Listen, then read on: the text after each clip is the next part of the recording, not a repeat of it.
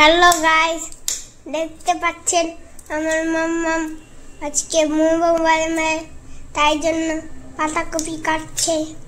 পরে কেটে নিল ধনে পাতা, কুচি কুচি করে লঙ্কা, পেঁয়াজ, ধনে পাতা, রসুন কেটে নিয়েছে। এবার একটু ভাজবে। এবার তেল গরম করে কাটা সবজিগুলো সব দেওয়া হবে।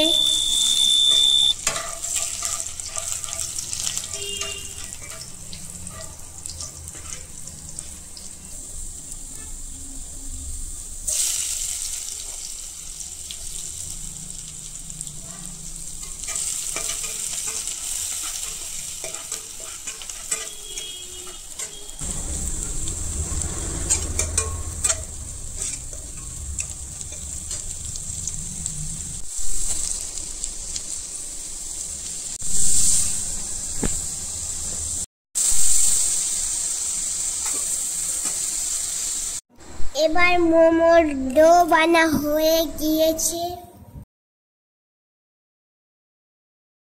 এবার মোমো স্টিমারে দেওয়া হয়ে গেছে।